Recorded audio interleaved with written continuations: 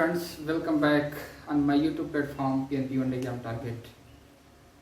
दोस्तों CDP में अभी तक हमने वाइगत्स्की के सिद्धांत को पियाजे के सिद्धांत को पढ़ा है। आज वाइगत्स्की के सिद्धांत को देखते हैं कि कॉग्निटिव डेवलपमेंट के बारे में, संज्ञानात्मक विकास के बारे में वाइगत्स्की का क्या कहना था। लेव वाइगत्स्की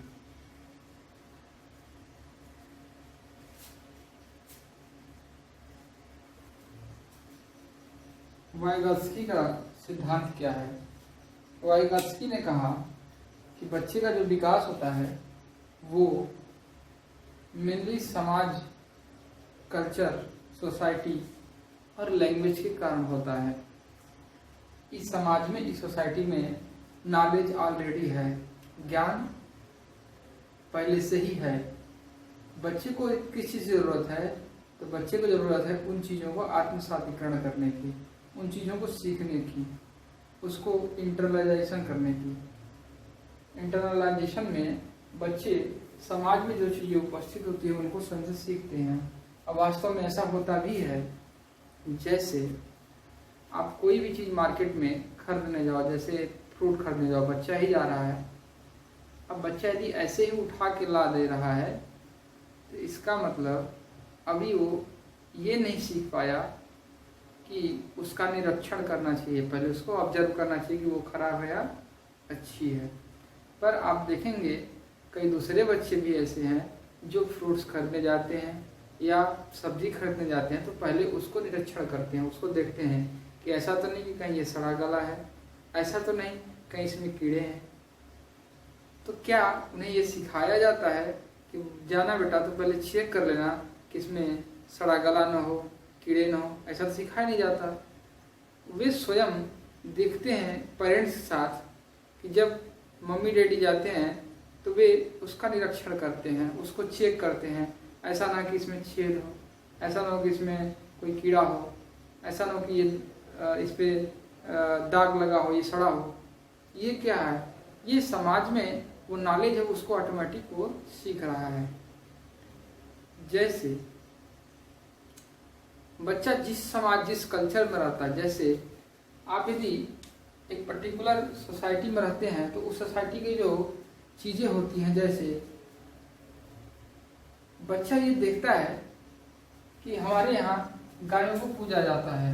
जिस सोसाइटी में रहता है वो, यदि उस कल्चर में रहता है, वो वहाँ से सीखेगा कि गाय पूजने योग्य है या जीवों पर दया करना चाहिए। देखता है कि पेरेंट्स उनके जीवों को मारते नहीं हैं, वो उनको थोड़ा सा उनसे दया रखते हैं, भावना रखते हैं, उस तरह से उनको भोजन डालते हैं, उनको पानी देते हैं, चारा देते हैं। तो इस तरह से मतलब है। और वो उसको जनरली पाले नहीं है, ऐसे ही घूमते हुए हैं।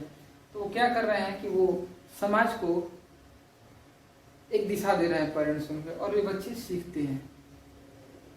कहने का मतलब लेव वाइगत्स्की ने देखा कि समाज में ऑटोमेटिक ज्ञान है, पर बच्चे को क्या जरूरत है, उस ज्ञान को ग्रहण करने की। तो कॉजेज ऑफ डेवलपमेंट लेव वाइगत्स्की के जो सिद्धांत का नाम है, वो सिद्धांत का नाम है socio culture theory. Socio cultural theory, सामाजिक सांस्कृतिक सिद्धांत, सामाजिक सांस्कृतिक सिद्धांत।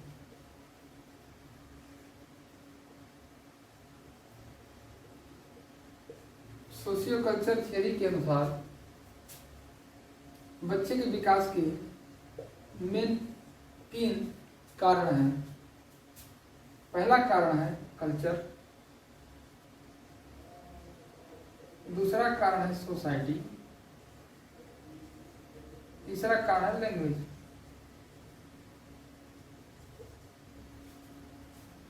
पहला कारण है संस्कृति,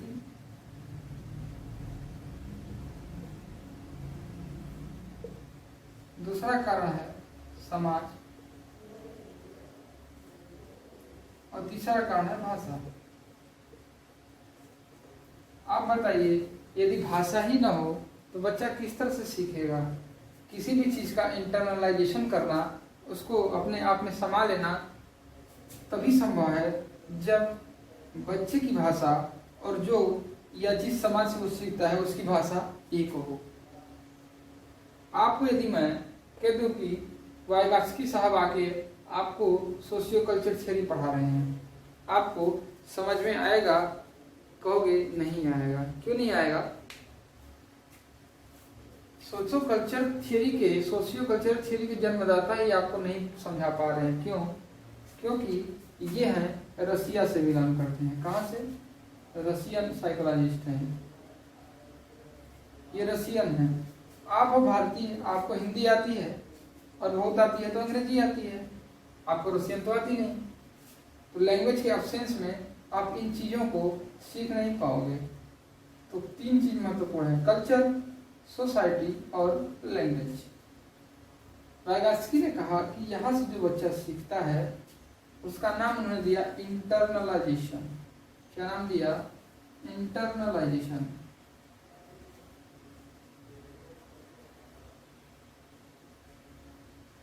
माने समावेश कर लेना, अपने अंदर शिक्षा को, अपने अंदर सोसाइटी के नॉलेज को समावेश कर लेना, यह है इंटरनलाइजेशन कर लेना। ये था सोशियो कल्चर थ्योरी। अब दोस्तों इसी में इन्होंने इसके 2 कॉन्सेप्ट दिए हैं। आइए बच्चे के कॉग्निटिव डेवलपमेंट में उन 2 कॉन्सेप्टों को समझते हैं।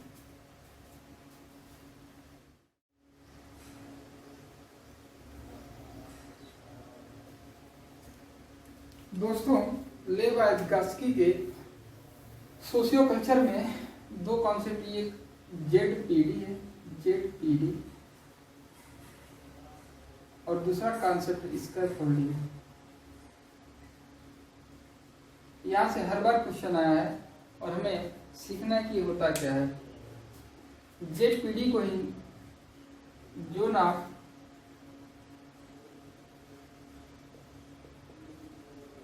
प्रॉक्सिमल डेवलपमेंट बोलते हैं। क्या बोलते हैं? Zone of proximal development. और स्कैफोल्डिंग को बोलते हैं हिंट, सपोर्ट, हेल्प।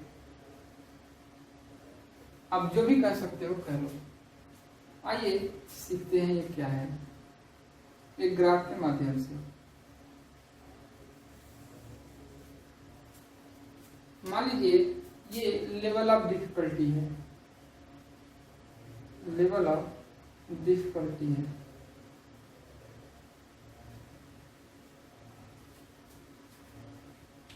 ऐसा संभव है कि किसी बच्चे को कुछ काम दिया जाए, एक टास्क दिया जाए, यहाँ पे इस लेवल का बच्चा आसानी से कर लेता है, कोई दिक्कत नहीं है।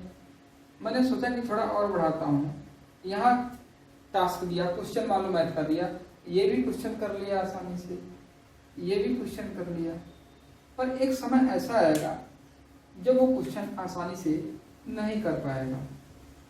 मान लेते हैं वो ये लेवल है, इस लेवल पे बच्चा आसानी से क्वेश्चन को सॉल्व नहीं कर पा रहा है, ठीक। फिर मैंने कहा अच्छा थोड़ा सा और लेवल बढ़ाते हैं, ये मान लेते हैं A1 लेवल है। क्या है ये? A1 लेवल है। जब हम इससे और लेवल बढ़ाने की कोशिश करते हैं, यहाँ पे है बच्चा क्या किया कि 1-2 बार ट्राई किया, सवाल हल हो गया। मैंने कहा यार यहाँ तो ये तुरंत कर ले रहा था, यहाँ 1-2 बार ट्राई किया है, कर खुद से रहा है। मैंने थोड़ा सा क्वेश्चन का लेवल बढ़ाया, बच्चा यहाँ पे 2-3 बार ट्राई करता है, सवाल हल हो जाते हैं। यहाँ पे भी 3-4 बार बच्चा ट्राई किया, सवाल हल हो गया। लेवल में बढ़ा रहा हूँ क्वेश्चन का। यहाँ पे बच्चा क्वेश्चन हल कर लेता है, लेकिन इसके ऊपर जब ही मैं लेवल बढ़ाना चाहूंगा, यानी अब मान लीजिए ये A2 लाइन है,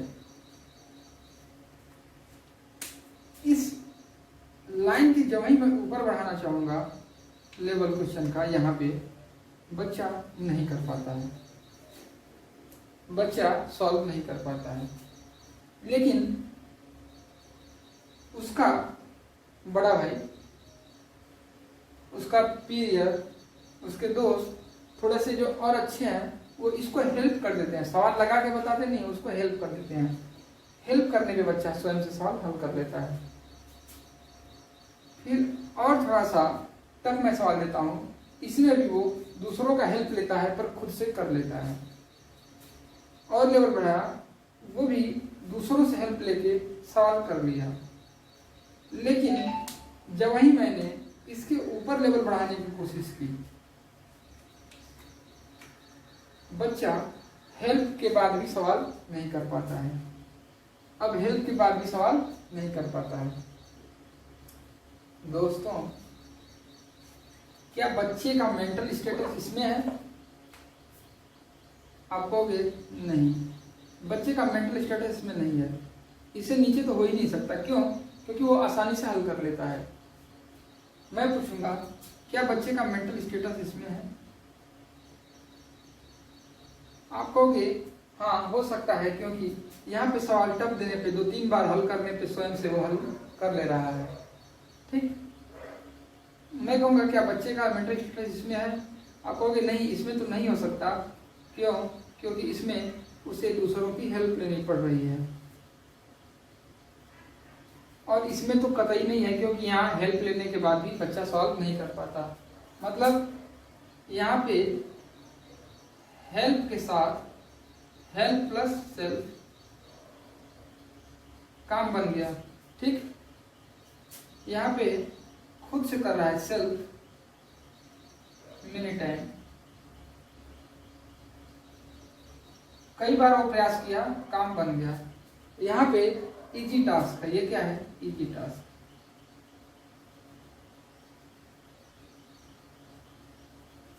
आप कहोगे बच्चा कहीं ना कहीं इस वाले रेंज में है। आप कहोगे बच्चा कहीं ना कहीं इस रेंज में है। इसी रेंज का नाम है जोन ऑफ प्रॉक्सिमल डिस्टेंस।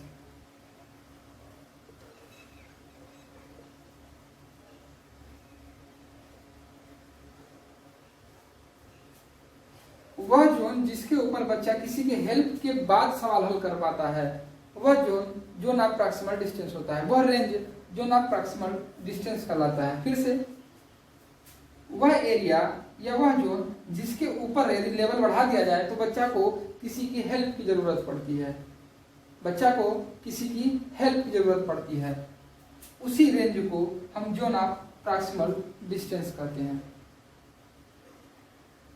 जहां पे बच्चा हेल्प के साथ करता है उसे बोलते हैं लेवल ऑफ पोटेंशियल।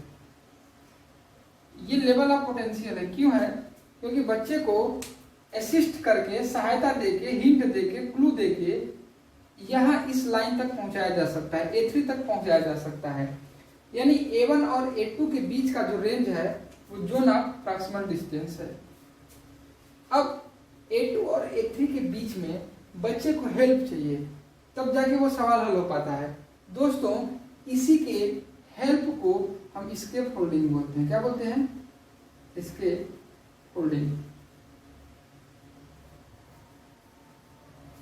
यानी आपसे मैं कहूं कि जब बच्चे को स्केप फोल्डिंग की जरूरत नहीं पड़ती है, वह कई बार खुद के प्रयास से सवाल हल कर लेता है, तो वो जोन ऑफ प्रॉक्सिमल डिस्टेंस में होता है। पर जब वह स्केप फोल्डिंग से करता है तो जोन ऑफ प्रॉक्सिमल डिस्टेंस से ऊपर होता है, क्योंकि वह उसके मेंटल स्टेटस का जोन नहीं है, उसको हेल्प चाहिए किसी की। पर स्केप फोल्डिंग के से उसको यहां तक पहुंचाया जा सकता है। पर अब इसके ऊपर मैं सहायता भी कर दूं तो ये बच्चा नहीं कर पाता सवाल को, तो लेवल ऑफ ये पोटेंशियल हो जाता है। यानी जोन ऑफ प्रॉक्सिमल डिस्टेंस और लेवल ऑफ पोटेंशियल के बीच में ही हमें क्या चाहिए होता है? स्केप फोल्डिंग चाहिए होता है। ठीक, इतनी बातें आपको समझ में आई होगी। फिर समझते हैं जेडपीडी क्या है? Zone of proximal distance. वह एरिया जिसमें बच्चे कई बार खुद के प्रयास से सवाल या किसी भी टास्क को कंप्लीट कर लेते हैं, वो जोन ऑफ प्रॉक्सिमल डिस्टेंस कहलाता है। जिस जोन के ठीक ऊपर जाने पर बच्चे को स्केप फोल्डिंग की जरूरत होती है, मतलब हेल्प की जरूरत होती है, हिंट की जरूरत होती है। उसके नीचे वाला जो क्षेत्र है जोन ऑफ प्रॉक्सिमल डिस्टेंस कहलाता है। हिंट कौन देगा? तो हिंट देने का काम करता है more knowledgeable person, more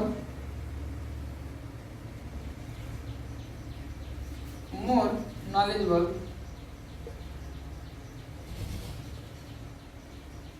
other, इसको बोलते हैं MKO, मोर नॉलेजेबल अदर। ये क्या करते हैं कि सहायता देने का काम करते हैं, इसके फोल्डिंग का काम करते हैं। आई होप ये बातें आप समझ पाए होंगे। फिर से समझते हैं। जोन ऑफ प्रॉक्सिमल डिस्टेंस वो क्षेत्र है जहां बच्चा बिना किसी की सहायता से पर अपने खुद के कई प्रयास के बाद सवाल हल कर पाता है, जोन ऑफ प्रॉक्सिमल डिस्टेंस कहलाता है। जहां बच्चे को सवाल में हेल्प की जरूरत होती है, उस हेल्प को हम इसके फोल्डिंग बोलते हैं। और हेल्प के खुद के अप्रोच से और हेल्प के अप्रोच से जिस लेवल पे पहुंच पाता है उस लेवल ऑफ पोटेंशियल बोलते हैं। एक लेवल ऐसा था उसके बाद हेल्प से भी बच्चा सवाल नहीं कर पाता है खुद से। और एक ये क्या इजी टास्क, एकदम जिसे बोलते हैं एकदम बेकार, मतलब बिना पेन पेपर के बच्चा मुजबानी ओरली कर ले रहा है सवाल, तो ये इजी टास्क है। और जिसमें कई बार उसको ट्राई करना पड़े, उस क्षेत्र को जोन ऑफ प्रॉक्सिमल डिस्टेंस कहते हैं। आई होप ये बातें आप समझ पाए होंगे। आज इतना ही रखते हैं। वाइगात्स्की का सिद्धांत यहाँ पे खत्म होता है। वाइगात्स्की का सिद्धांत और पियाजे के सिद्धांत में क्या अंतर है, क्या उनकी वैचारिक विविधता है, आइडियोलॉजिकल डिफरेंसेस क्या, उसपे भी क्वेश्चन आते हैं, उनको हम अगली क्लास में देखेंगे। आज इतना तक रखते हैं। जय हिंद, जय भारत।